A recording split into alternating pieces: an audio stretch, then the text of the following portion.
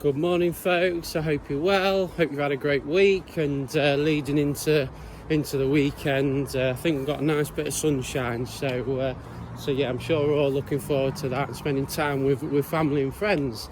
So yeah, I've got a lovely little topic this morning, which is around physical activity therapy, physical activity conditioning, and the effects of low intensity, high intensity. Which one's better for you?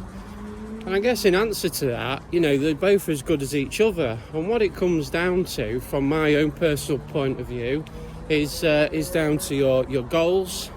It also comes down to your capabilities and what you can do.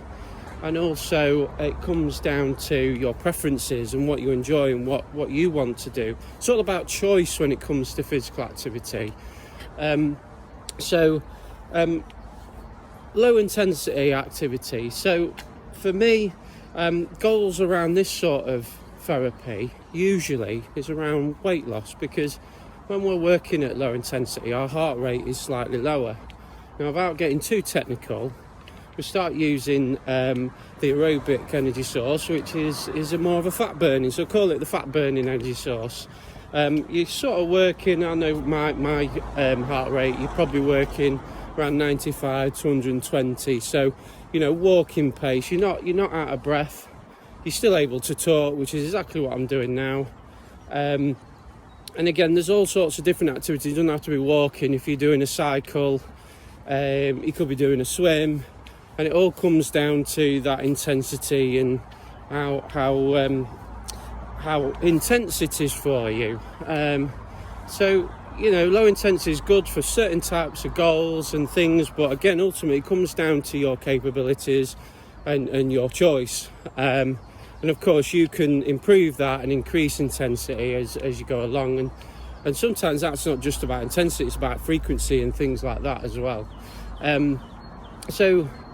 Sort of moderate to high intensity, this is obviously where you're working a little bit harder, you'll be slightly out of breath. Some people would say that they struggle to get a full sentence out when they're working at higher intensity.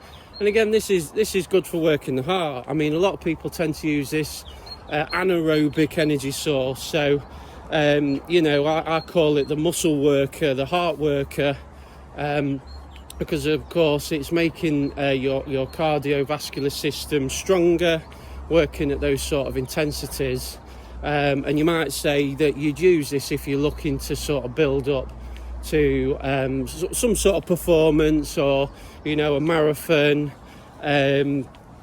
those sort of things as well. So it's good to have a bit of both in there. I think at the moment, for myself, I feel that I probably need to get a little bit more high intensity in there, because I'm doing a lot of low intensity at the moment. But one of the I mean, if we're going a little bit more advanced, one of the best sort of techniques for me is I like to do interval training, which covers a bit of both really. So for instance, this walk, I could be walking at a low intensity for 3 minutes, and then I might go for a faster walk or a jog, trying to increase my heart rate above the 120 to 150, 160 mark. And I might do that for 1 minute, because I don't need to do it too long. It's just enough to get that heart pumping, and then I might drop back down to low intensity. So yeah, interval training is really good. If you want to mix both up, add it to your sort of physical activity therapy, the conditioning. Again, guys, it's just something else that can help. It's something that I adopt. There's both. They're both just as good as each other in terms of what they can do for health benefits.